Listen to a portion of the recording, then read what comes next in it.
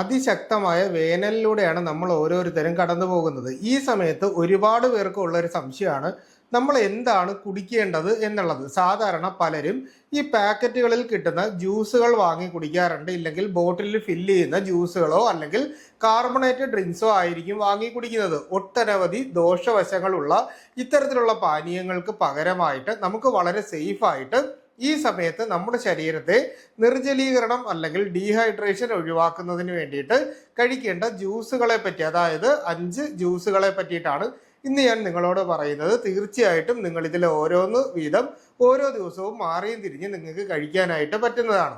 അതിൽ ഏറ്റവും പ്രധാനപ്പെട്ടത് കരിക്കിൻ ജ്യൂസാണ്. ഒന്നുകിൽ നമുക്ക് കരിക്കിൻ വെള്ളം, ഈ കരിക്കിൻ വെള്ളത്തിൻ്റെ ഏറ്റവും പ്രധാനപ്പെട്ട ഗുണം എന്ന് പറഞ്ഞു കഴിഞ്ഞാൽ ഒന്ന് വേനൽക്കാലത്ത് നമുക്ക് കിട്ടുന്നുണ്ട്, രണ്ടാമത്തേത് നമ്മുടെ ശരീരത്തിലെ ഇലക്ട്രോലൈറ്റുകളെ ബാലൻസ് ചെയ്ത് നിർത്തുന്നതിനും പൊട്ടാസ്യം നമ്മുടെ ശരീരത്തിലേക്ക് കിട്ടുന്നതിന് വേണ്ടിയിട്ടും ഇത് വളരെയേറെ സഹായിക്കുന്നുണ്ട്. നമുക്കുണ്ടാകുന്ന ഇൻസ്റ്റന്റ് ആയിട്ടുള്ള ക്ഷീണം, തളർച്ച, ഉന്മേഷക്കുറവ്, അതുപോലെ തന്നെ പേശികൾക്കുണ്ടാകുന്ന ബലക്കുറവ്, നമ്മുടെ സ്കിന്നിൽ ഉണ്ടാകുന്ന ഡ്രൈനെസ് മുതലായിട്ടുള്ള ഒട്ടനവധി പ്രോബ്ലംസിന് ഈ പറയുന്ന കരിക്കിൻ വെള്ളം അല്ലെങ്കിൽ കരിക്കിൻ ഷേക്ക് നമ്മൾ കുടിക്കില്ല. അപ്പോൾ അത്തരത്തിൽ കരിക്കിൻ്റെ ഏത് രീതിയിലുള്ള പ്രിപ്പറേഷൻസ് നമ്മൾ കഴിക്കുന്നതും വളരെ നല്ലതാണ്. ഇനി രണ്ടാമത്തെ പ്രിപ്പറേഷൻ എന്ന് പറയുന്നത് നമുക്ക് നാരങ്ങ വെള്ളം കുടിക്കുന്നതാണ്. നാരങ്ങ വെള്ളം ഈ സമയത്ത് കുടിക്കുമ്പോൾ ഏറ്റവും പ്രധാനപ്പെട്ട കാര്യം നിങ്ങൾ ശ്രദ്ധിക്കാനുള്ളത് ഉപ്പും പഞ്ചസാരയും സമം ചേർത്ത് കഴിക്കാനായിട്ട് ശ്രമിക്കുക. കാരണം സോഡിയം നമ്മുടെ ശരീരത്തിൻ്റെ അകത്തേക്ക് കിട്ടാനും നിർജ്ജലീകരണം ഒഴിവാക്കുന്നതിനും അതുപോലെ തന്നെ നമ്മുടെ ശരീരത്തിൻ്റെ അകത്ത് പെട്ടെന്ന് മസിൽസിന് ഇൻസ്റ്റന്റ് ആയിട്ടുള്ള ഒരു ഊർജവും ഉന്മേഷവും കിട്ടുന്നതിന് വേണ്ടിയിട്ടും നല്ല രീതിയിൽ വൈറ്റമിൻ സി അടങ്ങിയിട്ടുള്ളത് കൊണ്ട് തന്നെ ശരീരത്തിലുണ്ടാവുന്ന കരിവാളിപ്പുകൾ മുതലായിട്ടുള്ള പ്രശ്നങ്ങൾ ഉണ്ടാകാതിരിക്കും. അതായത് മെലാനിൻ പിഗ്മെന്റേഷൻ കൂടുതലായിട്ട് നമ്മുടെ ശരീരത്തിൽ പ്രൊഡ്യൂസ് ചെയ്യുന്നതിനെ ഇൻഹിബിറ്റ് ചെയ്യാനുള്ള ഒരു പ്രോപ്പർട്ടി വൈറ്റമിൻ സിക്ക് ഉള്ളത് കൊണ്ട് തന്നെ നമുക്ക് വൈറ്റമിൻ സി അടങ്ങിയിട്ടുള്ള നാരങ്ങ ജ്യൂസ്, ഓറഞ്ച് ജ്യൂസ്, അതുപോലെ തന്നെ മുസാമ്പി ജ്യൂസ്, ഈ മൂന്നിൽ ഏതെങ്കിലും ഒന്ന് നമുക്ക് കഴിക്കാനായിട്ട് പറ്റുന്നതാണ്.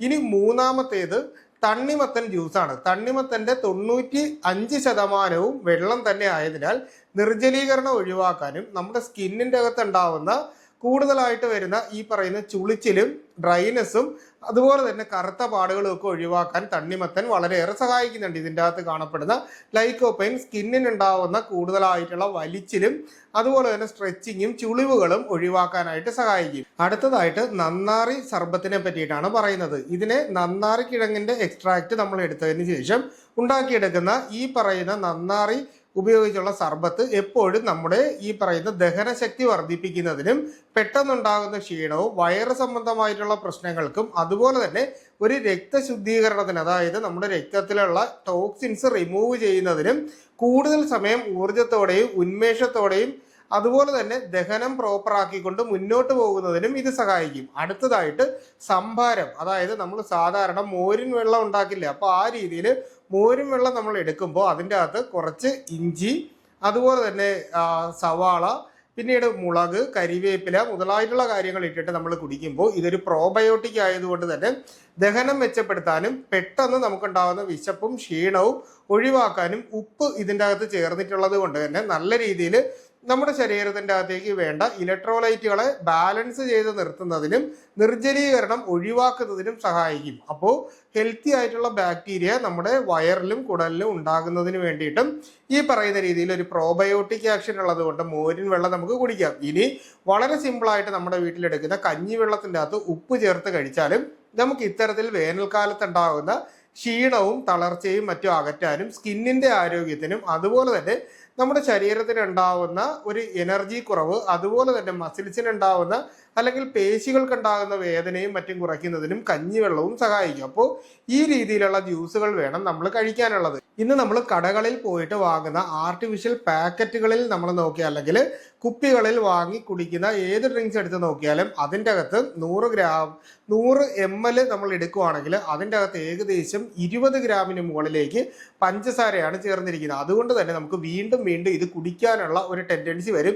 എത്ര കുടിച്ചാലും നമുക്ക് ദാഹം മാറത്തുമില്ല. അതിനോടൊപ്പം തന്നെ നമുക്ക് ഷുഗറും അതുപോലെ തന്നെ നമ്മുടെ ശരീരത്തിൻ്റെ അകത്ത് കൊളസ്ട്രോളും കൂടാനുള്ള ഒരു സാധ്യതയുണ്ട്. അതായത് നമുക്ക് ഹൈ കലോറി ഇൻസ്റ്റന്റ് ആയിട്ട് നമ്മുടെ ബോഡിയിലേക്ക് എത്തുകയും നമുക്ക് പിന്നീട് പലതരത്തിലുള്ള രോഗങ്ങൾ ഉണ്ടാവാനും വയറെരിച്ചിൽ, അസിഡിറ്റി, പുളിച്ചു തകട്ടൽ മുതലായിട്ടുള്ള കാര്യങ്ങൾ വരും. അതിനോടൊപ്പം തന്നെ ഇതിൻ്റെ അകത്ത് ഒട്ടനവധി കെമിക്കൽസ് ചേരുന്നുണ്ട്, ആർട്ടിഫിഷ്യൽ കളറുകൾ ചേർക്കുന്നുണ്ട്. അതിനോടൊപ്പം തന്നെ അസിഡിറ്റി റെഗുലേറ്റേഴ്സും അതുപോലെ തന്നെ നമുക്ക് പ്രിസർവേറ്റീവ്സും ആഡ് ചെയ്തിട്ടായിരിക്കും ഇത്തരം കാര്യങ്ങൾ വരുന്നത്. കുട്ടികൾക്കൊക്കെ വളരെ ഇഷ്ടമാണെങ്കിലും ഒരു കാരണവശാലും നമ്മൾ ഇങ്ങനെയുള്ള ഈ പറയുന്ന ഡ്രിങ്ക്സുകൾ വാങ്ങി അവർക്ക് കൊടുക്കുന്നതിന് പകരം ഇത്തരത്തിൽ ഹെൽത്തി ആയിട്ടുള്ള ജ്യൂസുകളോ അല്ലെങ്കിൽ നാരങ്ങ വെള്ളം പോലെ നമുക്ക് ഏതെങ്കിലും സാധാരണ ഷോപ്പിൽ നിന്ന് പിഴിഞ്ഞു തരുന്ന രീതിയിലോ അല്ലെങ്കിൽ ലൈം ജ്യൂസ് എന്നുള്ള രീതിയിലോ വാങ്ങിയിട്ട് കുടിക്കാം. എന്നാൽ അസിഡിറ്റി കൂടുതലായിട്ടുണ്ട്, പുളിച്ചു തകട്ടൽ ഒരുപാടുള്ള ആളുകളാണെങ്കിൽ പരമാവധി നാരങ്ങ അല്ലെങ്കിൽ സിട്രസ് ഫ്രൂട്ട്സ് ഉപയോഗിച്ചുകൊണ്ടുള്ള ജ്യൂസുകൾ ഒഴിവാക്കിയിട്ട് ഞാൻ പറഞ്ഞ മറ്റു രീതിയിലുള്ള ജ്യൂസുകളോ പാനീയങ്ങളോ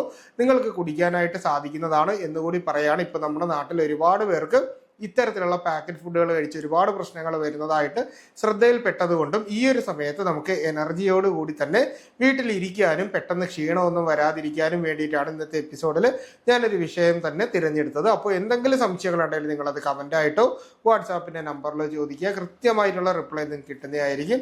അപ്പോൾ ഇത്തരത്തിലുള്ള പുതിയ പുതിയ അറിവുകളായിട്ട് നമുക്ക് വീണ്ടും മറ്റൊരു അവസരത്തിൽ കണ്ടുമുട്ടാം. അതുവരെ എല്ലാവർക്കും ഗുഡ് ബൈ.